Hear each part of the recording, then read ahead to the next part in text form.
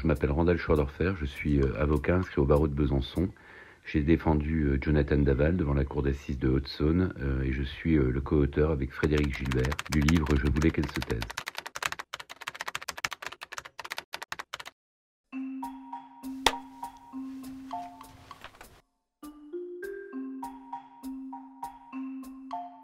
Maître Schordorfer, est-ce qu'on a le droit de défendre des monstres quand on est avocat, quel que soit le monstre, et quelle que soit la cause, et surtout de le dire aussi fort que vous le dites vous? Le droit, non, certainement pas. L'obligation, oui, l'obligation de par notre serment, l'obligation morale que porte ce serment, de donner assistance, de prêter sa science pour la défense des hommes qui ont fait le pire ou des femmes qui ont fait le pire, c'est une obligation, ça fait partie de nos devoirs d'avocat. Donc le droit, certainement pas. Le devoir et l'obligation impérieuse de les défendre, oui. De les défendre haut et fort, on ne défend pas quelqu'un en s'excusant. On le défend. On ne défend pas quelqu'un en demandant pardon de le défendre. On ne le défendrait pas, on l'accablerait. Donc lorsqu'on défend quelqu'un, lorsqu'on accepte une défense, on doit le défendre jusqu'au bout.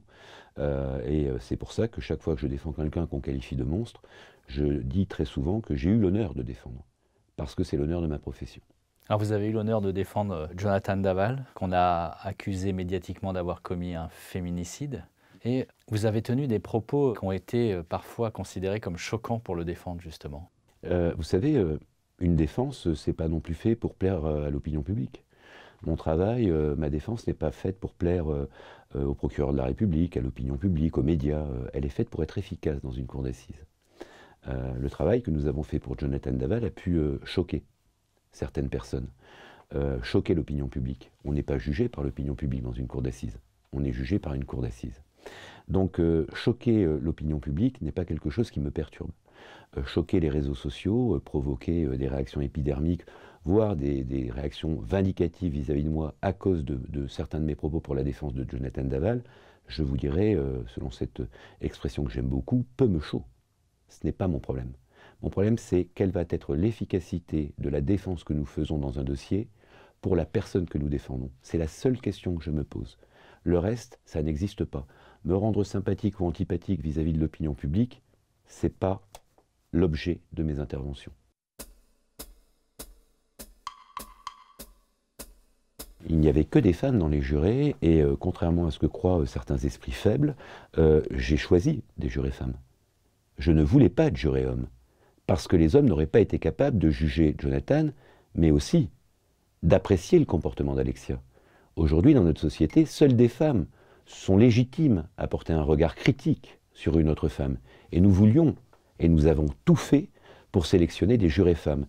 Certains ont pensé que nous avions subi le choix des jurés. J'ai récusé les hommes, je voulais un jury femme, nous avons eu un jury femme, et nous avons eu une décision rendue par des femmes, par une cour d'assises de femmes, il n'y avait que 2 hommes, magistrats professionnels, tout le reste des intervenants étaient des femmes, et une bonne décision dans le dossier de Jonathan Daval.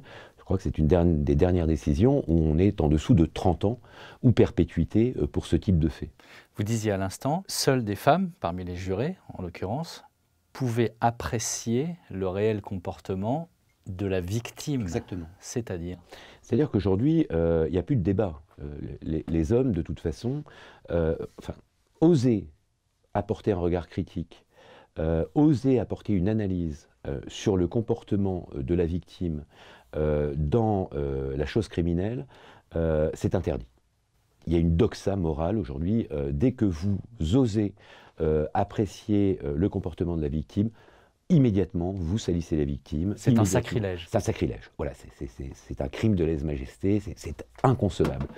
Donc, et un homme qui oserait le faire serait immédiatement taxé de macho, aurait un débat antiféministe, etc. Donc il ne serait pas audible. Donc la seule position qu'un homme peut avoir, il n'apprécie plus rien, il condamne de la façon la plus lapidaire qui soit le comportement de Jonathan Daval. Une femme, elle peut s'autoriser à penser et s'autoriser à l'exprimer que peut-être que dans le processus criminel, la victime aussi peut intervenir de par son comportement, peut déclencher certaines choses. Et ça, je suis désolé, aujourd'hui, quand un homme le dit, et c'est d'ailleurs notamment ce qu'on m'a reproché au départ, mais je le revendique, peu importe cette dictature de la pensée, eh bien aujourd'hui, une femme peut le dire, c'est audible quand c'est une femme, mais un homme qui le dit, ce n'est absolument plus audible, et c'est conspué par l'ensemble de la société, que ce soit les réseaux sociaux, les médias ou autres. C'était quoi en l'occurrence sur ce que vous vouliez mettre en avant pour juger cet homme-là de sa femme, mettre en avant du comportement de sa femme? Alors, pour y arriver, à la cour d'assises, nous avons dû utiliser un stratagème, une stratégie qui a consisté à présenter aux jurés les choses de la façon inversée. À un moment dans ma plaidoirie, je dis aux jurés de la cour d'assises, qu'aurait-on pensé si à la place de Jonathan, ça avait été Alexia qui avait tué Jonathan, parce que Jonathan l'aurait insulté en public, parce que Jonathan l'aurait critiqué sur sa capacité à avoir des rapports sexuels, parce qu'elle aurait eu des difficultés à en avoir, aurait exercé parfois certaines violences sur sa compagne, on aurait trouvé toutes les excuses du monde à Alexia si elle avait tué Jonathan. Et simplement, j'ai essayé d'expliquer aux jurés que si une femme avait été l'auteur du meurtre, on aurait analysé le comportement de son compagnon. On n'aurait pas hésité à dire que c'était un pervers narcissique. On n'aurait pas hésité à le critiquer. On n'aurait pas hésité, voire même, je le vois dans certains procès, à l'insulter. On n'aurait pas hésité à faire ressortir tout ce qui n'allait pas chez lui pour valoriser la défense de la victime femme. On aurait même, dites-vous, quasiment justifié le crime alors, par le comportement de la victime, si c'était l'inverse? Quand une femme tue, on a tous les droits pour justifier. On l'a vu dans l'affaire Jacqueline Sauvage, on l'a vu dans d'autres affaires. Une femme accusée d'un homicide ou d'un assassinat peut, à loisir, y compris dans les infanticides, on le voit, critiquer son ex-compagnon à qui elle a donné la mort, peut l'insulter, peut l'injurier, peut l'accabler de tous les crimes dont elle veut, y compris sans aucune preuve. Ça n'émeut personne. Ça n'émeut personne. Quand un homme a tué sa compagne, lorsque son défenseur ose dire « mais attendez, la victime n'est pas parfaite », et peut-être même que la victime est intervenue dans le processus criminel d'une façon ou d'une autre. Là, la société déconnecte. Ça, on n'a plus le droit. On n'a pas le droit.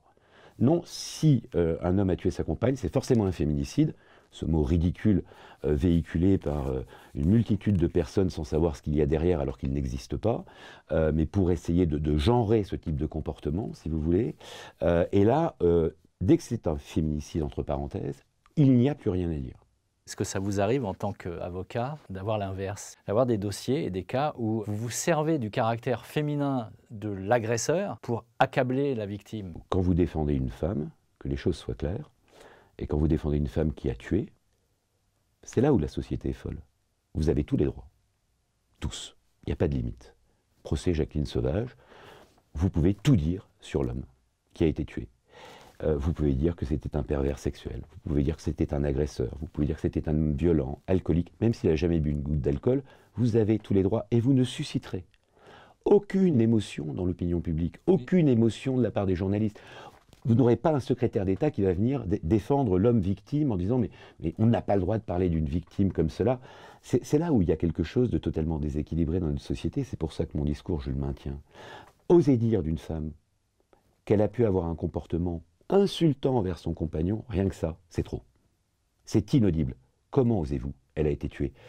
Dire d'un homme qu'il était insultant, qu'il était rabaissant, peut-être même potentiellement un agresseur sexuel, un pervers, mais allez-y, rajoutez-en s'il vous plaît, remettez-en dans la balance, vous pouvez tout faire, vous avez tous les droits. Et là, en tant qu'avocat, la société s'est déséquilibrée. Tous les avocats de défense le font. C'est-à-dire qu'en tant qu'avocat, vous défendez une femme qui a tué son mari, vous êtes à peu près certain d'avance que vous aurez plus d'écoute? Beaucoup plus d'écoute, et je vous dirais que les peines en général sont 1,5 fois, voire 2 fois moins élevées que celles qui sont prononcées pour les hommes qui ont tué dans les mêmes conditions leur conjoint. C'est-à-dire que c'était pas le cas il y a une vingtaine d'années? Non, c'était absolument pas le cas. Il y avait même si on peut faire une dizaine d'années. Si on peut faire un petit tableau justement. Alors, c'est vrai qu'il y avait des excès inverses, puisque on est passé du crime passionnel au crime possessionnel aujourd'hui. Il y a eu on va dire deux périodes très marquées. Pour vous donner un exemple simple, en 2010, je défends un homme qui a tué sa compagne d'une balle dans la tête en découvrant qu'elle avait un amant. Il s'agissait d'un homme de 60 ans, cadre, qui n'avait jamais été condamné.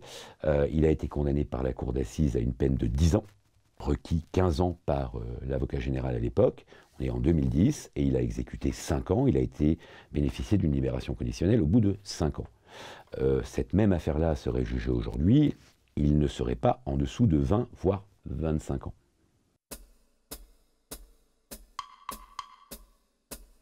Revenons sur un mot pour détailler un peu votre position de juriste, mais aussi votre prise de position sociétale, de citoyen, sur ce mot de féminicide. C'est pas un terme juridique? Non, c'est pas un terme juridique, c'est déjà pas un mot du vocabulaire français, il n'est pas dans le dictionnaire. Il le devient. Il va l'être, oui, il a été créé ex nihilo parce que, en opposition au terme homicide, comme si homicide voulait dire crime d'homme, le vrai terme c'est uxoricide, le fait de tuer sa conjointe, ça s'appelle comme cela, étymologiquement le terme le plus juste c'est uxoricide. On a voulu créer ce terme féminicide qui rappelle le féminisme et les féministes. Moi, je trouve ça dommageable parce que ce qui existait protège les femmes autant que les hommes. Ce qui existait était asexué. La loi ne distinguait pas le crime, que ce soit un homme ou une femme, peu importe. C'était le crime qui était sanctionné par la loi, pas le fait que la victime soit une femme ou la victime soit un homme, était indifférent aux yeux de la loi. En créant et en voulant créer cette notion de féminicide, on veut créer quelque chose de plus grave concernant la mort d'une femme donnée par son conjoint que la mort d'un homme donné par sa compagne. C'est là encore où il y a un déséquilibre. Et aujourd'hui, ce que critiquent, y compris certains présidents de cour d'assises, bien sûr dans les discussions très privées, c'est qu'il n'y a plus de débat. Il y a ce qu'on appelle un féminicide, et pour les jurés, très souvent, c'est quelle est la peine maximum? Perpétuité. Mettons-lui perpétuité. Oui, mais il a telle personnalité, oui, mais le contexte est celui-ci. Non, mais c'est pas grave. Il l'a tué, perpétuité. Alors, si on veut arriver dans une société dans laquelle les peines sont automatiques, dans laquelle il n'y a plus de débat, de toute façon, s'il n'y a plus de débat, les peines deviendront automatiques. C'est-à-dire que si chaque fois qu'un avocat ose faire le procès, ose rentrer dans la défense, ose rentrer dans toutes les strates du procès et de l'analyse du passage à l'acte criminel, à chaque fois, il se fait exécuter par l'opinion publique, par les médias, parce qu'il a osé, on ne fera plus de procès. Qu'on nous le dise, on se tait, on prononce une peine automatique, ça ira beaucoup plus vite et tout le monde prendra perpétuité. Quand on regarde les chiffres, l'histoire, la société, est-ce que ce n'est pas finalement une sorte de juste retour des choses que de dire que chaque année, il y a 400 femmes qui meurent sous les coups de leur mari, il y a combien à l'inverse et du coup, on peut comprendre quand même qu'il y ait cette espèce de balancier envers les femmes, parce que très longtemps, ça a été strictement l'inverse. On disait, oui, c'est un crime passionnel, elle l'a trompé, il l'a tué, et alors? J'exagère à peine. À peine, c'est vrai. Je pense qu'à une époque, il y a eu effectivement une banalisation de ce type de comportement. Aujourd'hui, il y a une exagération aussi qui est inverse, qu'on a connue pour les affaires de pédophilie et autres. Et je pense qu'il va y avoir un rééquilibrage qui va se faire dans les années qui viennent. Mais il est évident qu'il n'y a rien de banal et il n'y a rien de normal dans ces comportements-là. Par contre, là où on insiste, et puis c'était aussi l'objet notamment du livre que j'ai coécrit avec Frédéric Gilbert, c'est sur les causes de ces actions-là, c'est sur les causes de ces homicides-là qu'il faut se battre. C'est pas sur les effets. On est en train de se battre sur les effets, on est en train de se battre sur les conséquences, alors qu'on néglige les causes de passage à l'acte. Alors qu'il faudrait se concentrer sur, et je le pense, le côté éducatif. Les causes, prioritairement, ce serait quoi ? Prioritairement, les causes, c'est qu'on se rend compte que de plus en plus de nos citoyens ne sont pas du tout éduqués à l'autre, ne sont pas éduqués au respect de la liberté de l'autre, ne sont pas du tout éduqués en cas de rupture sur leur comportement, sur les comportements. C'est-à-dire qu'on est dans une société de consommation totalement désincarnée où le spirituel n'existe plus. On a des gens qui se mettent en couple qui n'ont aucune réflexion sur ce qu'est un couple, aucune réflexion sur ce que peut être une relation amoureuse, sexuelle, peu importe, et qui, au moment d'une rupture, ne conceptualisent même pas ce que peut être une rupture. et qui vivent tout ça sans aucun recul, sans aucune analyse, et dont le seul mode d'expression le plus souvent, actuellement, hein, c'est très fréquent, c'est la violence. Homme-femme. Et on est sur un mode de fonctionnement qui devient habituel. Et on voit sur la surmultiplication des violences, parce qu'il n'y a pas que les meurtres, il y a aussi, au-delà des meurtres, les violences, les menaces, etc., tous les comportements déviants, hommes-femmes, hein, qu'on retrouve. Et là, on se rend compte qu'on a des gens mais qui ne sont équipés pour rien concernant la chose amoureuse. Et ça, je pense que à une certaine époque, c'était les parents qui éduquaient les enfants. Je pense qu'aujourd'hui, des parents qui sont eux-mêmes défaillants ne sont pas dans la capacité d'éduquer leurs enfants sur ces choses-là. Qu'on voit de plus en plus de comportements de couples en plein état de dysfonctionnement, si vous voulez.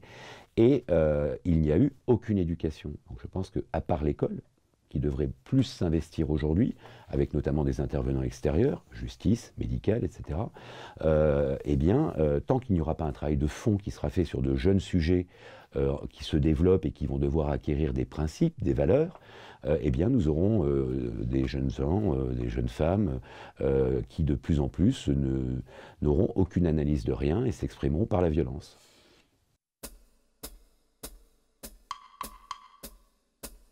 Sur le viol, notamment les combats de Gisèle Halimi ont été des combats titanesques à l'époque, puisqu'elle se battait contre toute la société, notamment pour faire reconnaître le viol entre époux.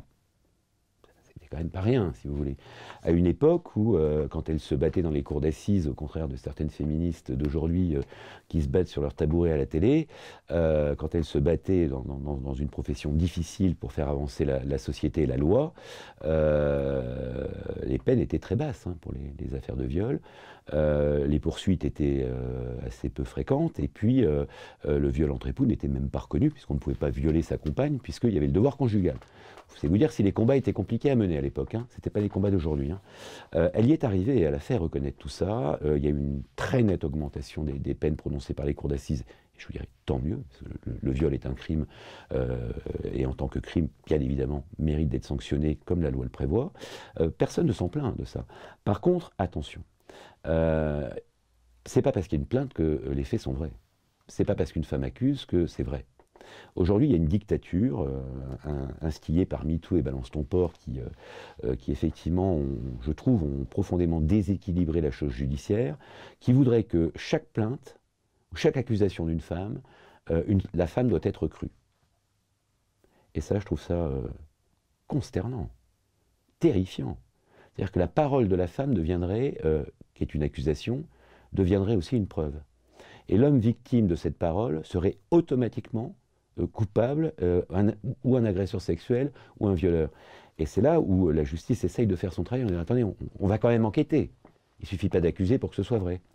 Et dans beaucoup d'affaires, il y a des dénonciations qui sont fausses, il y a des fausses accusations de viol, il y a des femmes qui effectivement accusent pour plein de raisons, pour se venger, des règlements de compte dans les affaires de divorce, qui vont accuser le mari d'avoir à toucher les enfants ou la petite fille alors que c'est pas vrai. Donc c'est pas parce qu'il y a plainte qu'il y a derrière une affaire criminelle ou une affaire correctionnelle.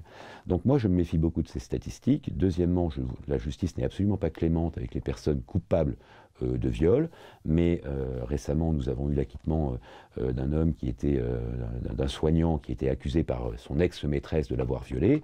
Je peux vous dire que quand on a fait les 3 jours d'audience, on se demande qui était vraiment la victime dans cette affaire.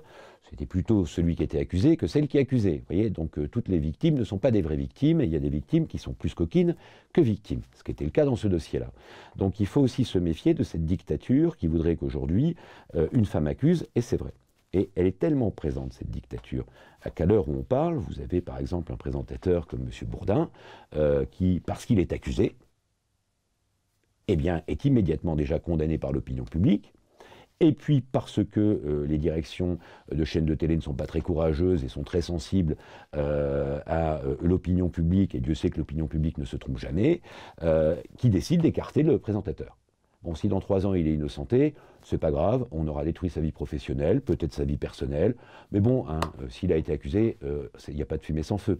Vous voyez, on va trop loin. Le balancier, si vous voulez, est parti d'une situation dans laquelle on méprisait totalement ces affaires-là. On en était là, pour arriver dans une affaire où on exagère et survalorise trop ces affaires-là, Et un jour, on va revenir à quelque chose de plus rationnel, de plus raisonnable, de moins passionnel aussi dans l'opinion publique, et dans laquelle on va peut-être laisser la justice faire son travail avant que la chose médiatique ou la chose populaire prononce elle-même ses condamnations. Et dans laquelle, à un moment, il va falloir aussi se détendre. C'est pas parce qu'on est accusé qu'on est coupable. On pourrait dire ça pour Richard Berry, on pourrait dire ça pour PPDA, on pourrait dire ça. Ces gens-là ont droit à un procès, peut-être qu'ils sont coupables. Hulot, peut-être, j'en sais rien. Peut-être aussi qu'ils sont innocents.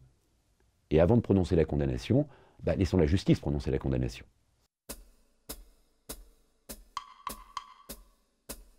Lorsqu'on défend un homme accusé, lorsqu'on défend une femme accusée, et qu'on est dans une défense qui n'a pas de concession, ou dans un discours dans notre société qui se veut sans concession, on devient par nature clivant. Donc je clive. Ça ne me gêne pas, ça ne me dérange pas. Je ne supporte pas l'injustice dans laquelle on baigne aujourd'hui dans ce discours genré qui consiste à faire des femmes des sujets qui ont plus de droits que les hommes, parce qu'on en est là aujourd'hui. Et je considère que le féminisme d'aujourd'hui est extrêmement dangereux parce que ce féminisme, notamment véhiculé par MeToo, Balance ton porc, est en train de complètement gangréner notre société, fait des hommes des prédateurs perpétuels, des femmes des victimes perpétuelles, et monte les femmes contre les hommes. Les propos que vous tenez sont vilipendés par les féministes. Eh bien, alors soit elles ne sont pas courageuses, soit elles ne sont pas sincères sur les plateaux de télévision, parce que celles que je croise n'ont absolument pas ce discours-là avec moi. Jamais. Jamais, jamais, jamais. Vous savez, j'ai été interdit, enfin, j'ai été annulé dans des librairies parce que, à cause d'associations féministes qui ne voulaient pas que mon livre soit, que je vienne faire la promotion de mon livre sur l'affaire Daval dans les librairies. Pourquoi pas? Bon, c'est un comportement tout à fait fasciste de la part de ces associations d'interdire à un auteur, parce qu'on n'est pas d'accord avec ce qu'il écrit, de s'exprimer. Bon, en démocratie, en principe, la pluralité veut que tout le monde puisse s'exprimer, même ceux qui ont l'avis le plus contraire au vôtre. Mais comme elles défendent une cause juste, elles s'imaginent qu'elles ont tous les droits, y compris celui d'être injuste. Mais je leur ai proposé un débat. D'abord, j'aurais aimé qu'elles lisent mon livre avant de le critiquer, parce que je suis persuadé qu'elles ne l'ont même pas lu. Elles auraient compris qu'il était beaucoup plus féministe qu'elles ne le pensaient. Mais j'aurais bien aimé un débat. N'ont jamais accepté de débat. Si vous voulez, si le féminisme, c'est de parler tout seul, ce ne sont que des revendications haut et fort, et des revendications qui sont de plus en plus déplacées, puisque les femmes ne seront jamais des hommes, et les hommes ne seront jamais des femmes, qu'elles le veuillent ou non. Et il y aura toujours des différences. Heureusement. Heureusement.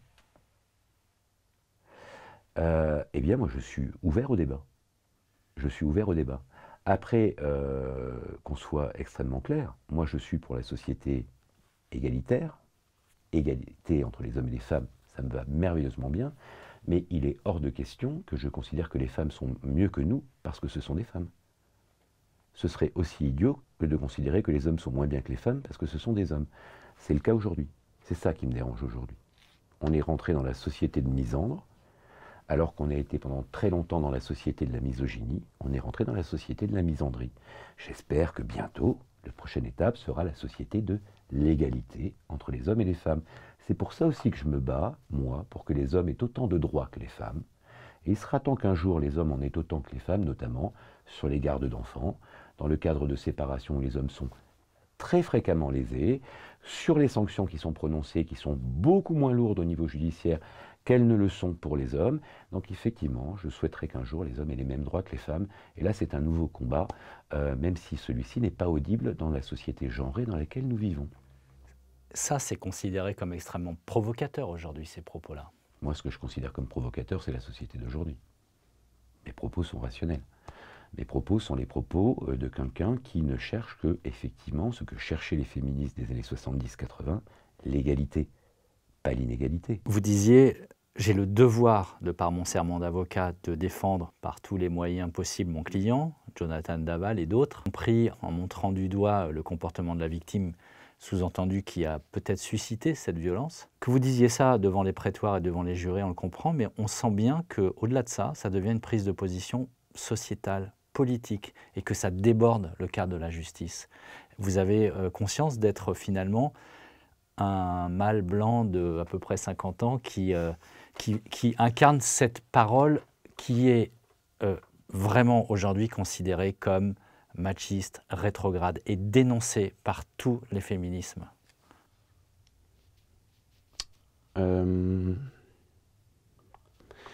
Est-ce que j'en ai conscience? Non. Non, parce que c'est ce que au-delà de ce que je pense, c'est ce que je suis. C'est-à-dire que les mots qui sont les miens sont des mots qui ont de la profondeur. C'est-à-dire que tout ce que je dis par rapport à ça, je le pense profondément. Donc ce n'est pas un discours plaqué.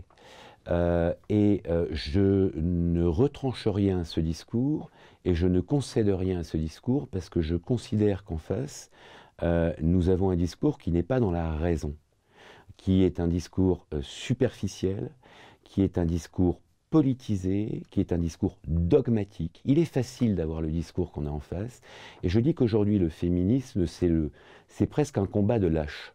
Donc simplement, non, aujourd'hui il y a une dictature de la pensée qui fait que si on essaye de réfléchir différemment, si on s'exprime différemment de la pensée unique qu'il y a, alors il faut l'ostraciser. C'est ça qui va se passer. Et il est très facile d'ostraciser en cataloguant. Moi, je suis un centriste, politiquement centriste, encarté chez LREM, je n'ai rien à voir avec les discours du Front National, les discours de Zemmour, etc. C'est pas du tout mon truc. Mais mon discours n'est pas politiquement correct sur le féminisme, devant lequel on doit systématiquement, dès qu'il est brandi, mettre le genou à terre, baisser la tête et demander pardon d'être un homme. Eh bien, comme vous ne voulez pas rentrer dans ce discours-là, vous êtes automatiquement, effectivement, écarté, parce que ce n'est pas un discours entendable pour une minorité.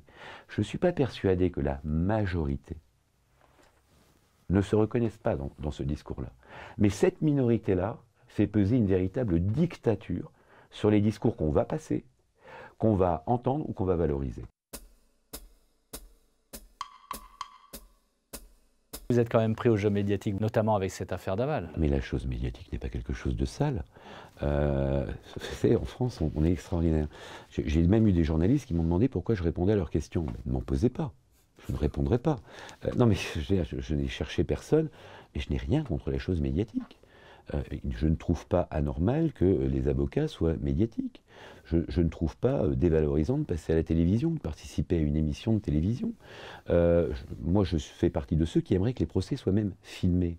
C'est vous dire si je vais loin dans la revendication que j'ai, et d'ailleurs ça se fait dans certains pays, où je pense que la chose criminelle appartient au peuple, doit être contrôlée par le peuple, et la meilleure façon que ce soit, ce sont des chaînes spécialisées où les citoyens ont accès au procès, écoutent les procès, entendent ce qui se passe, et surtout, ça leur permet d'entendre sans filtre la réalité d'une affaire judiciaire, plutôt que de l'entendre par certains journalistes d'opinion. Donc moi je suis tout à fait pour. Après, le fait de passer, d'être médiatique, on a l'impression qu'en France, il faut être médiatique, mais sans le faire exprès. Et non, je passe à la télé, mais je ne veux pas, hein, si vous voulez. Tous les gens qui passent à la télé, ils le veulent bien. Mais je vais vous dire une chose. Moi, les confrères qui me critiquent le plus parce que je suis médiatique, très souvent, ils me font rire parce que j'en ai déjà vu. Dès qu'il y a une caméra de télé, s'ils peuvent passer à la télé, ils se battent pour passer à la télé. Et derrière, dès qu'ils vont me voir, ils vont dire ah, « toujours à la télé, c'est pas normal, etc. » Je pense qu'il y a beaucoup de jalousie et la France est un pays où la jalousie est quand même une culture très ancrée chez nous, y compris dans notre profession. Donc il faudrait être inexistant, il faudrait être une fourmi pour que tout se passe bien. Pardonnez-moi d'exister. Je reviens à cette affaire Daval. La France entière a été marquée par les larmes de votre client qui avait perdu sa femme, qui était entouré par ses beaux-parents, qui était très émouvant. Et lorsqu'on a appris évidemment que c'était lui le meurtrier, ça a ému la France entière. Et vous, vous avez incarné, comme vous le dites dans ce livre, la défense du monstre. Quand vous croisez les gens dans la rue, ils vous disent quoi? Ils sont toujours sympathiques. J'ai jamais eu quelqu'un d'agressif ou de méchant dans la rue. La seule fois où je suis tombé sur quelqu'un d'assez vindicatif, c'était à la foire aux livres à Brive. J'ai eu une femme qui était libraire, qui est venue me voir et qui m'a dit votre livre, je l'ai reçu, je l'ai renvoyé à votre éditeur, je ne le mettrai pas dans les librairies. Je lui dis, bon, vous faites ce que vous voulez, madame, il n'y a pas de difficulté. Mais pourquoi? Et elle me dit, le titre, la tragédie amoureuse. C'est pas une tragédie amoureuse, maître, c'est un féminicide. Et même, vous savez, un féminicide ou un homicide, c'est toujours une tragédie. Les tragédies dans l'histoire, d'ailleurs, sont des affaires criminelles, en réalité. Et là, c'est la seule fois où j'ai été un peu pris à partie. Mais sinon, je suis toujours tombé sur des gens qui comprennent. Vous êtes, dites-vous, un avocat régional, mais c'est important pour vous. Et on sent que ce mot régional, avocat régional, c'est contre ce mot que les Parisiens utilisent, de la province. Exactement. Je trouve dans ce terme-là, avocat provincial, qu'il y a un mépris terrible de la profession à Paris vis-à-vis des avocats d'autres régions.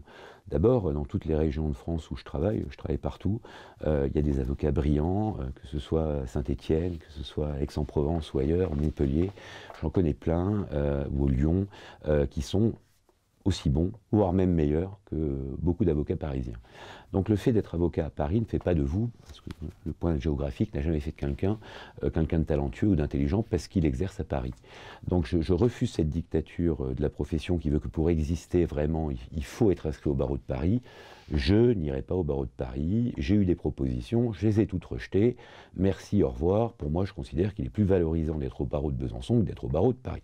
Ça me regarde, et ça ne m'empêche pas de plaider dans la France entière. Donc je trouve qu'il y a effectivement, la profession au niveau parisien fait un peu la pluie et le beau temps parce qu'elle a beaucoup accès aux plateaux de télévision. Et vous prenez beaucoup de confrères, dont certains sont totalement inconnus, qui sont présentés comme des experts sur des plateaux de télévision. Moi, j'ai été critiqué par certains confrères qui connaissaient rien à la matière criminelle, qui n'ont jamais fait de garde à vue criminelle, qui n'ont jamais eu d'acquittement de leur vie, et parce qu'ils sont avocats parisiens, se sont permis de juger ma pratique professionnelle. Comme si moi j'allais juger un avocat qui faisait du divorce, par exemple. Ce serait ridicule. Bon. C'est cette dictature-là que je n'aime pas beaucoup. Voyez, donc on est dans un pays, de toute façon, aujourd'hui, où j'ai l'impression qu'il y a des grandes vérités qui sont immuables quasiment, et on les subit. Et si on ne veut pas les subir, on est extrêmement critiqué. Voilà. Et le fait aujourd'hui, pour un avocat, de ne pas vouloir rentrer dans cette logique, dans ce parisianisme, vous exclut de certains cercles, et de certains cercles médiatiques aussi, par nature.